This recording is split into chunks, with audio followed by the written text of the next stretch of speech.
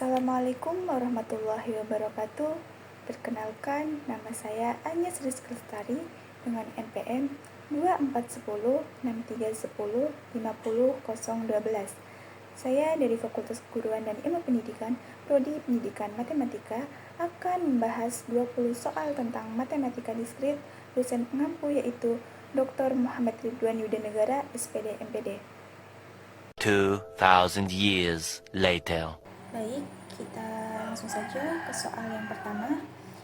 Di sini ada soal, buatlah tabel kebenaran dari P konjungsi Q implikasi negasi P disjungsi Q. Nah, untuk menyelesaikan soal pertama ini, kita disuruh untuk membuat tabel kebenaran. Di sini saya sudah membuat tabel ya. Jadi, P Q ini dimasukkan di sini. P konjungsi Q juga dimasukkan, P disjungsi Q, negasi P disjungsi Q, dan ini yang terakhir kita masukkan di sini. Jika sudah, kan di sini P itu benar salah, sedangkan Q itu benar salah. Di sini P konjungsi Q. Konjungsi itu bila mana ada yang salah, maka itu dia salah. Jika benar bertemu dengan benar, maka benar bertemu dengan salah, maka salah. Salah bertemu dengan benar, maka salah. Salah dan salah, maka salah juga. Nah, selanjutnya ada P konjungsi Q. Konjungsi itu apabila ada benarnya, maka dia benar. Jika benar bertemu salah, dia benar. Salah benar juga benar. Dan salah dia salah. Jadi kita tulis benar, salah. Selanjutnya ada negasi P disjungsi Q. Nah, negasi itu kebalikan dari ini, kebalikan dari P disjungsi Q. Kebalikan dari benar, maka salah benar juga salah, dan salah benar. Selanjutnya ada P konjungsi Q implikasi negasi P disjungsi Q. Nah, ini dengan negasi ini. Implikasi itu apabila benar bertemu salah, maka dia salah. Selain itu dia benar. Jika benar bertemu dengan salah, dia salah. Salah, dia benar. Jika salah bertemu dengan salah, benar. Salah benar juga benar. Nah, untuk soal yang pertama, ini tabel kebenarannya. Selanjutnya, kita akan menuju ke soal yang nomor 2. Di sini ada soal, buatlah tabel kebenaran dari P konjungsi Q disjungsi negasi Q konjungsi R. Nah, cara mengerjakannya seperti tadi, kita membuat tabel kebenaran terlebih dahulu. Di sini saya sudah membuat tabelnya. Nah, karena ada R-nya, kita membuat 8 kolom di sini ke bawah. Jika sudah, P itu benar, salah. Sedangkan Q benar, salah, salah. Dan R benar, salah. Di sini negasi Q. Ingat, negasi itu kebalikan dari Q ya. Nah, di sini Q-nya itu benar, maka negasinya salah, benar, dan seterusnya. Benar. Nah, jika sudah, selanjutnya ada P konjungsi Q. Ingat, konjungsi itu apabila benar dengan benar, maka dia benar. Benar. Jika benar salah, maka dia salah. Salah benar juga dia salah. Maka salah. Nah, selanjutnya ada negasi Q konjungsi R. Negasi Q konjungsi R. Konjungsi itu apabila ada salahnya, maka dia salah. Jadi, salah bertemu dengan benar, dia salah. Salah dan salah. benar-benar, maka benar. Benar salah, salah, salah benar, salah, salah salah salah, benar benar benar, dan benar salah salah. Selanjutnya P konjungsi Q disjungsi negasi Q konjungsi R. Jadi ini disjungsi dari ini disjungsi ini. Nah, disjungsi itu apabila ada benarnya, maka dia benar. Benar bertemu dengan salah, maka benar. Benar bertemu dengan salah, benar. Salah bertemu dengan benar, benar. Salah bertemu dengan salah, salah. Ini salah, ini juga salah. Salah, benar, benar. Dan salah, salah, salah. Baik, selanjutnya kita akan menuju ke soal yang nomor 3. Di sini buktikan apakah P implikasi P disjungsi Q merupakan tautologi. Nah, apa itu tautologi? Tautologi itu proposisi majemuk yang tabel kebenarannya semua benar. Cara mengerjakannya, kita membuat tabel kebenaran terlebih dahulu seperti ini. Nah, seperti pada soal nomor 1 dan 2 yang sudah saya jelaskan, P itu benar-benar salah-salah, Q benar-salah benar-salah, dan P disjungsi Q. Disjungsi itu apabila benar bertemu dengan benar, dia benar, benar bertemu dengan salah, benar, salah bertemu dengan benar-benar, dan salah bertemu dengan salah, itu salah. Selanjutnya, P implikasi P disjungsi Q. Nah, implikasi itu apabila benar bertemu dengan salah, maka dia salah, selain itu dia benar. Nah, P implikasi Q. P implikasi P disjungsi Q. Di sini benar-benar, maka benar. Benar bertemu dengan benar, maka benar. Salah bertemu dengan benar, itu benar. Dan salah bertemu dengan salah, maka benar. Nah, di sini terbukti bahwa itu tautologi karena semua ini benar.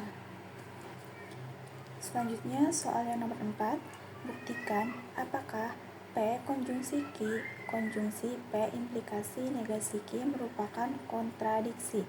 Nah, apa itu kontradiksi? Kontradiksi yaitu proposisi majemuk yang tabel kebenarannya semuanya salah.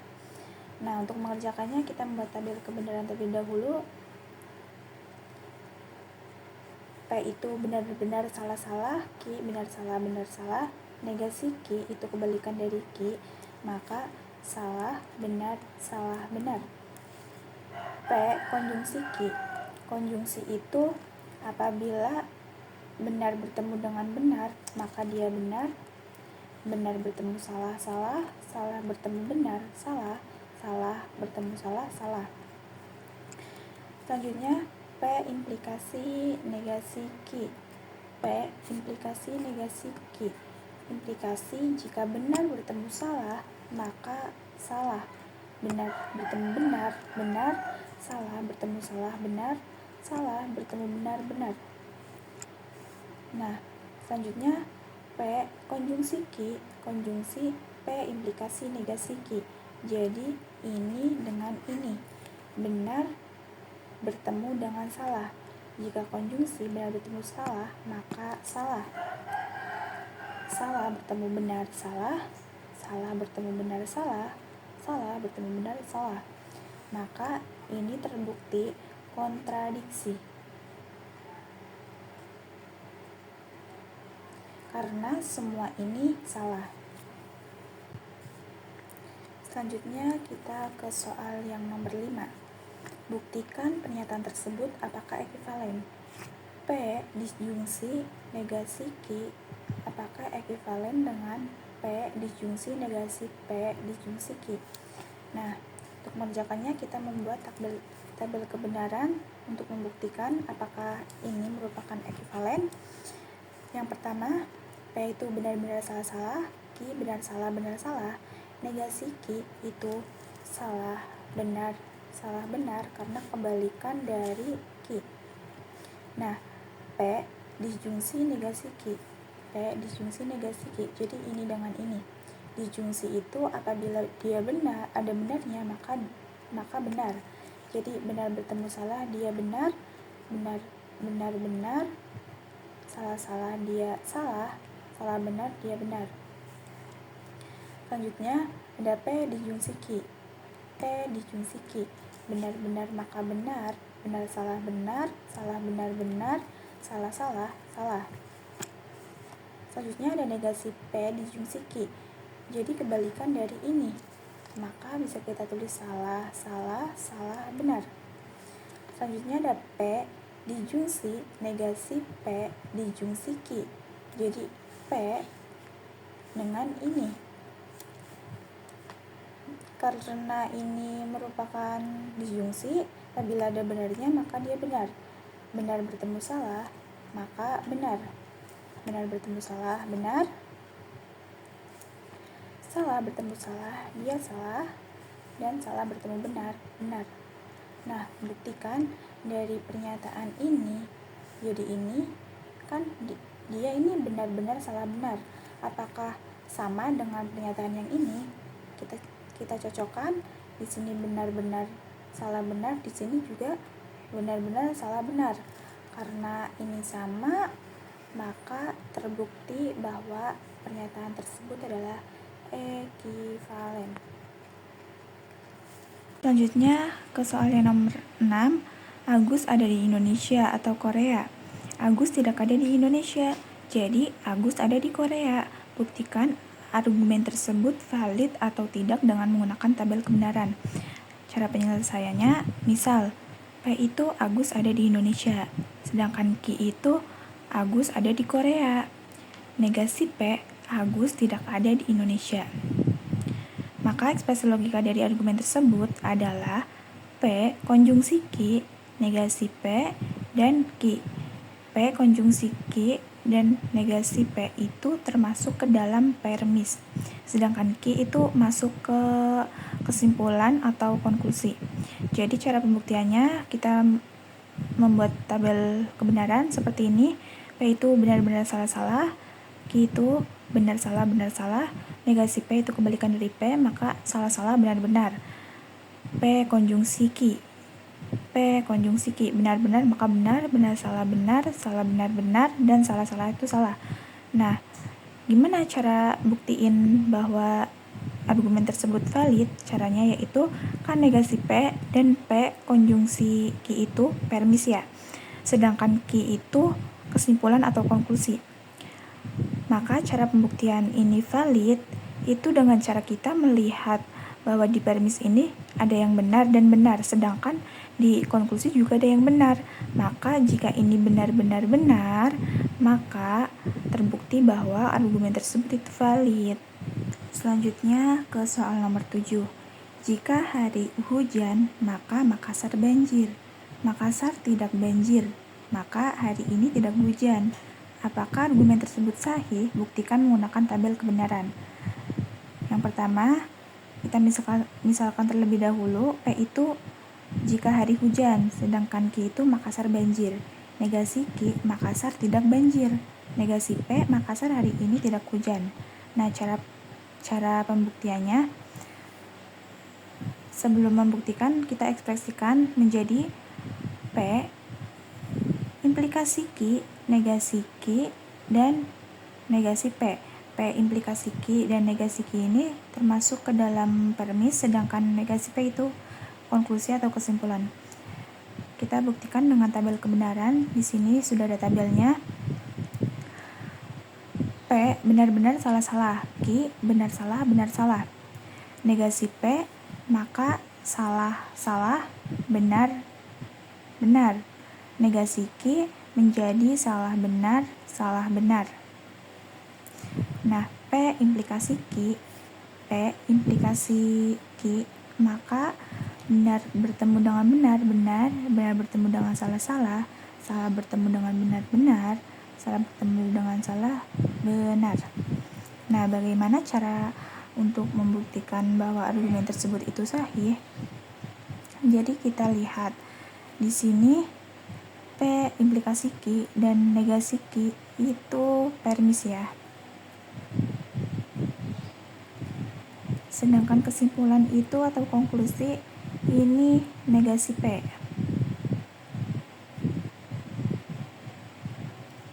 Cara pembuktiannya itu kita lihat di permis ini kan ada yang benar dan benar, di kesimpulan juga ada yang benar, maka argumen tersebut itu sahih. Selanjutnya soal nomor 8, A adalah himpunan bilangan bulat positif kurang dari 5. Pertanyaannya yang ekuivalen dengan A adalah, nah cara penyelesaiannya, ingat notasi himpunan X di mana syarat yang harus dipenuhi oleh X.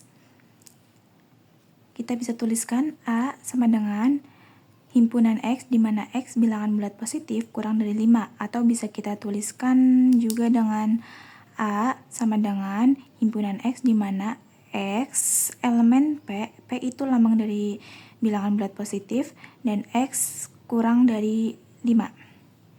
Nah, jawabannya yang ekuivalen dengan A yaitu 1, 2, 3, 4. Kenapa 1, 2, 3, 4? Karena yang kurang dari 5 itu merupakan 1, 2, 3, dan 4. Selanjutnya soal nomor 9, di sini diketahui U sama dengan himpunan 1, 2, 7, dan 8. A sama dengan himpunan 1, 2, 3, dan 5, sedangkan B sama dengan 2, 5, 6, 8. Nah, pertanyaannya buatlah diagram Venn. Kita lihat terlebih dahulu di sini ya, A sama B itu ada angka yang sama atau tidak. Ternyata ada angka yang sama, yaitu angka 2 dan 5. Dan di sini saya sudah membuat diagram Venn. Nah, kenapa A dan B itu saling beririsan? Karena di dalam himpunan A dan B itu anggotanya itu ada yang sama, yaitu 2 dan 5. Maka kita tulis di sini itu 2 dan 5. Nah, sisanya di A itu 1 dan 3, maka kita tulis di sini 1, 3, dan yang B itu sisanya 6 dan 8. Kita tulis 6 dan 8. Nah, angka mana yang belum kita tulis di sini? Karena di dalam A dan dalam B itu sudah kita tulis semua, maka sisanya yaitu untuk U atau semesta ya. Karena 1 dan 2 sudah masuk ke dalam A dan B, maka sisanya tinggal 7 dan 8, kita tulis di luar lingkaran ini. 7, 8. Nah, seperti ini. Selanjutnya kita ke soal nomor 10. Diketahui S atau semesta itu anggota himpunannya ada 0, 1, 2, 3, 4, 5, 6, dan 7. Sedangkan A ada 2, 3, 4, dan 5, B 1, 3, 5, dan 7. Nah, di sini ada beberapa pertanyaan. Yang pertama itu A komplement. Nah, A komplement itu yang tidak dimiliki oleh si A ini. Jadi kita kembali ke semesta ini, tapi bukan anggota dari A ini. Nah, jadi kita tuliskan yang bukan anggota dari A ini, maka 0, 1, 2, dan 3 ada ya. 5 ada, 6 dan 7 tidak ada. Jadi kita tulis di sini. Nah, yang B itu B komplement. B komplement berarti yang tidak dimiliki oleh B ini. Kita kembali ke semesta ini tapi bukan dari anggota B ini ya. Jadi B komplement itu 0, 2, 3 ada, 4, 5 ada, 6 tidak ada, 6, 7 ada. Jadi seperti ini.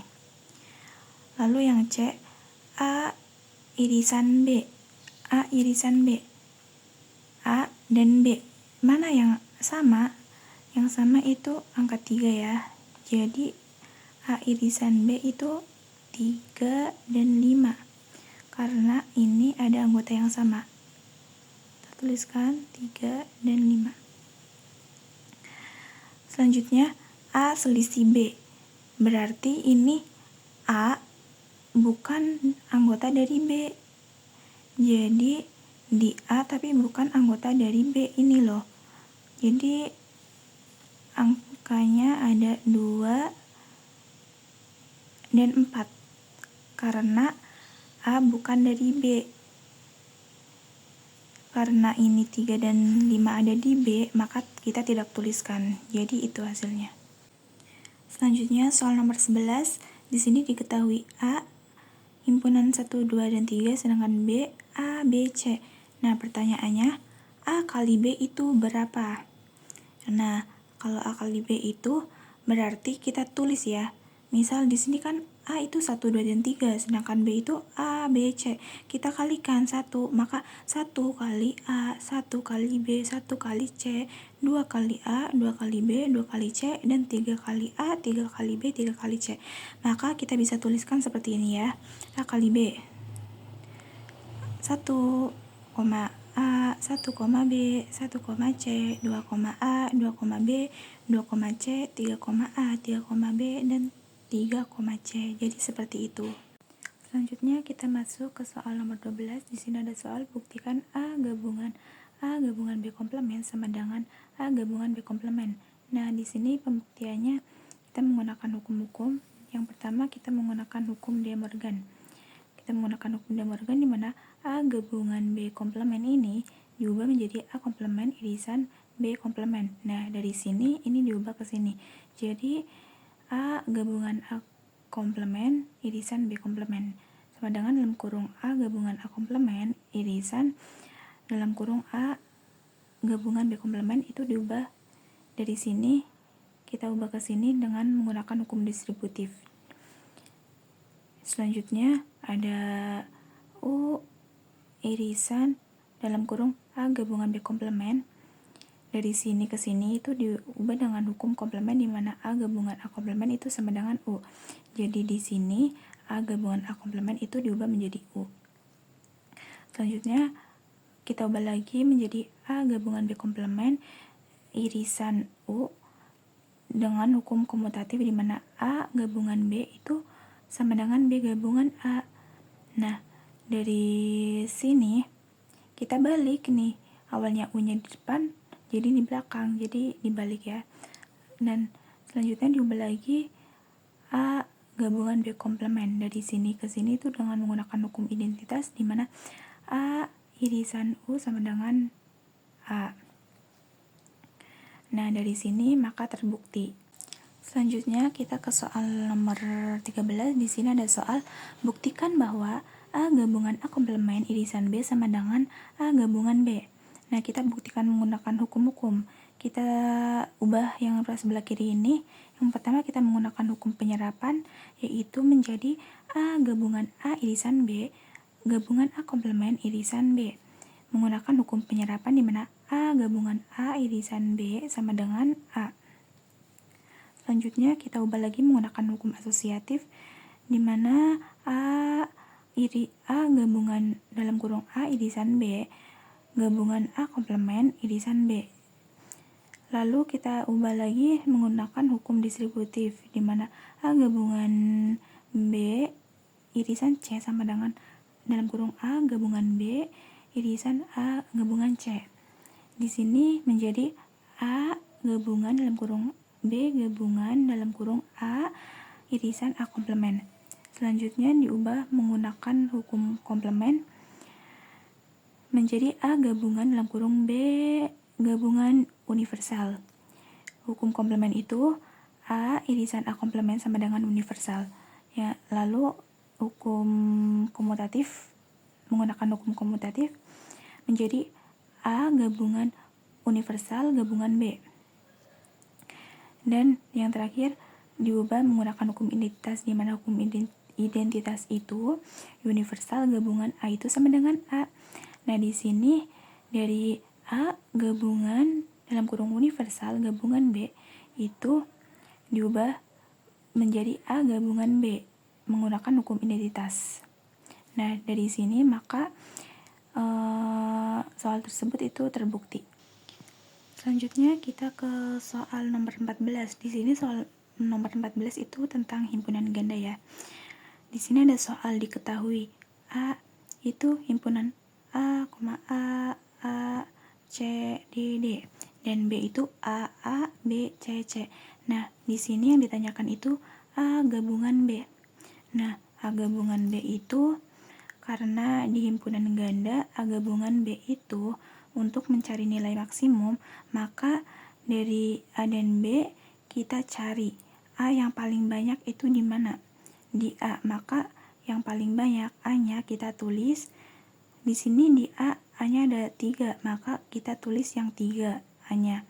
Lalu B cuma ada 1 di B, maka kita tulis 1 saja. Dan D cuma ada di A, kita tulis dua-duanya D. Dan C yang paling banyak itu ada di B di sini, maka kita turunkan yang ini.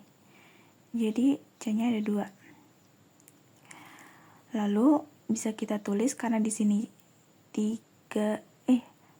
karena di sini hanya ada 3, maka 3 dikali A. Di sini B-nya ada 1 dikali B, dan di sini D-nya ada 2, maka 2 dikali D, dan C-nya ada 2, maka 2 dikali C. Selanjutnya ke soal nomor 15, masih himpunan ganda. Di sini diketahui A itu A, C, D. Sedangkan B itu A, B, C. Nah, yang ditanyakan A irisan B. Di himpunan ganda ini A irisan B, maka mencari nilai minimum. Jadi A irisan B itu A, dan C. Kenapa A dan C? Karena A yang paling sedikit itu ada 2, yaitu di B. Sedangkan C juga ada 1, di A ada 1, di B ada 1, maka kita tulis saja 1. Lalu bisa kita tulis di sini A-nya ada 2, maka 2 dikali A, karena C-nya ada 1, maka 1 dikali C, atau langsung kita tulis C-nya saja. Selanjutnya nomor 16, di sini ada fungsi bilangan real menuju bilangan real. Nah, fungsi X itu sama dengan 4 ditambah 3X. Buktikan apakah surjektif. Terbukti surjektif ketika fx itu sama dengan y. Ini y sama dengan fx itu sama dengan 4 ditambah 3x. Nah, y itu anggota kodomain dan x itu anggota domain.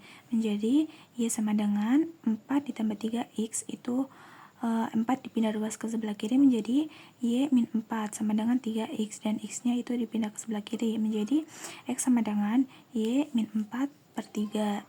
Nah, untuk setiap y sama dengan 4 ditambah 3x itu ada x sama dengan y min 4 per 3 anggota bilangan real. Jadi fx itu sama dengan f dalam kurung y min 4 per 3 sama dengan f-nya itu 4 tambah 3 dikali y min 4 per 3. Nah, di sini 3 dan 3 itu kita coret menjadi 4 tambah y min 4. 4 dikurangi 4, 0, jadi sisanya y. Jadi fx itu sama dengan y. Jadi terbukti surjektif. Selanjutnya ke soal nomor 17. Di sini fungsi bilangan real menuju bilangan real, fungsinya yaitu fx sama dengan 4x pangkat 3 min 5. Nah, di sini kita cek ataukah fungsi ini itu termasuk injektif. Nah, terbukti injektif ketika fx1 itu sama dengan fx2 atau x1 itu sama dengan x2. Nah, asumsikan fx1 sama dengan fx2 itu pada fungsinya. Kita tulis fx1 pangkat 3 min 5 sama dengan fx2 pangkat 3 min 5. Nah, di sini kita hilangkan 5 ini dari ruas kanan dan kiri itu dengan dikurangi 5. Dengan ditambah 5, maka menjadi habis ya, 5 dan 5 habis, maka menjadi 4x1 pangkat 3 itu sama dengan 4x2 pangkat 3. Nah, di sini kita bagi 4 sehingga 4-nya hilang, menjadi x1 pangkat 3 sama dengan x2 pangkat 3. Nah, dari sini dari sini x2 pangkat 3 kita pindah ruas di sebelah kiri menjadi x1 pangkat 3 min x2 pangkat 2 sama dengan 0. Kita faktorkan di sini menjadi x2 min x1. x1 pangkat 2 plus x1 dikali x2 plus x2 pangkat 2 sama dengan 0. Nah, di sini menjadi x2 min x1 itu sama dengan 0, sehingga x2 sama dengan x1 ya. x2 sama dengan x1. Dan di sini karena seperti ini, maka ditolak. Kenapa ditolak? Karena tidak ada X1 dan X2 anggota bilangan real yang memenuhi. Jadi di sini yang injektif itu ini. Dia tetap terbukti injektif karena yang satunya lagi memenuhi syarat, yaitu X2 sama dengan X1. Selanjutnya ke nomor 18, buktikan bahwa jika n kuadrat adalah bilangan ganjil, maka n adalah bilangan ganjil. Nah, kita kontraposisikan menjadi jika n bukan bilangan ganjil, berarti n bilangan genap, maka n kuadrat bukan bilangan ganjil, berarti n kuadrat bilangan genap. P implikasi Q dikontraposisikan menjadi negasi Q implikasi negasi P. Karena n bilangan genap, maka n sama dengan 2K. K adalah bilangan bulat, sehingga n kuadrat sama dengan 2K pangkat 2 sama dengan 4K pangkat 2 menjadi 2 kali 2K pangkat 2. Kita misalkan di sini 2K pangkat 2 sama dengan P. Menjadi 2 kali P, yaitu 2P. P adalah bilangan bulat. Nah, berdasarkan definisi bilangan genap, maka n kuadrat adalah bilangan genap. Jadi terbukti jika n bukan bilangan ganjil, berarti n bilangan genap. Maka n kuadrat bukan bilangan ganjil, berarti n kuadrat bilangan genap. Selanjutnya ke soal nomor 19, buktikan bahwa 2 tambah 4 tambah 6 tambah titik-titik tambah 2n sama dengan n dalam kurung n tambah 1. Langkah pertama itu P kali 1 untuk n sama dengan 1. Kita buktikan, masukkan bahwa n itu sama dengan 1 ke dalam ini. Jadi 2 kali 1, 2. 1 kali 1 tambah 1 itu 2. Maka benar. Langkah yang kedua, kita misalkan P itu K. Asumsikan n sama dengan K itu benar. Kita tulis 2 tambah 4 tambah 6 tambah titik-titik tambah 2K sama dengan K. K plus 1 adalah benar.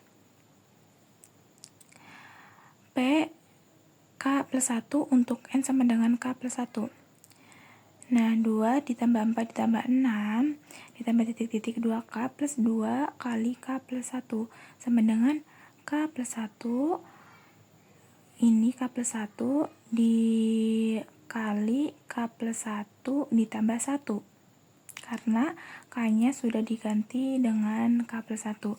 Nah, lalu kita turunkan ini, karena 2K plus 2 kali K plus 1 itu menjadi 2 dalam kurung K plus 1 ditambah 2 dikali K plus 1 sama dengan K plus 1 dikali K plus 2, karena K dikali 1 itu K, 1 ditambah 1 itu 2, jadi K plus 2. K dikali K itu K kuadrat ditambah K kali 1K sama dengan 2K ditambah 2 sama dengan K plus 1 K plus 2. Nah, K kuadrat itu ditambah 3K dari K ditambah 2K sama dengan 3K.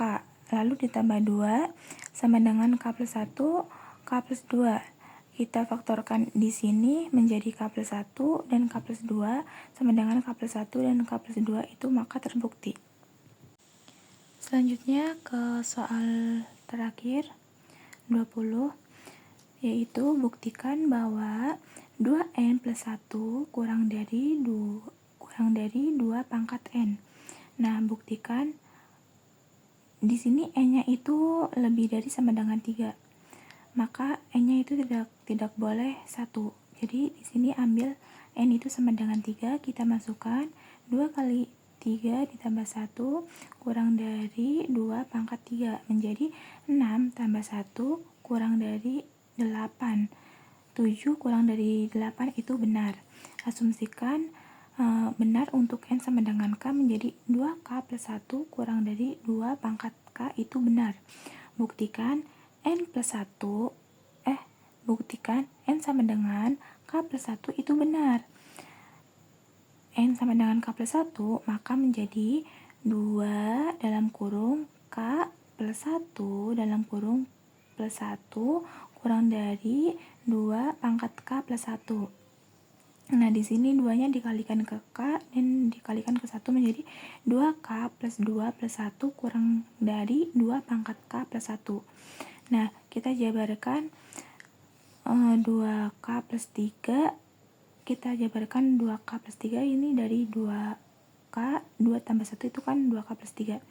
Menjadi 2K plus 1 plus 2 kurang dari 2 pangkat K ditambah 2 kurang dari 2 pangkat K plus 2 pangkat K menjadi 2K plus 3 kurang dari 2 kali 2K sama dengan 2 pangkat 1 dikali K.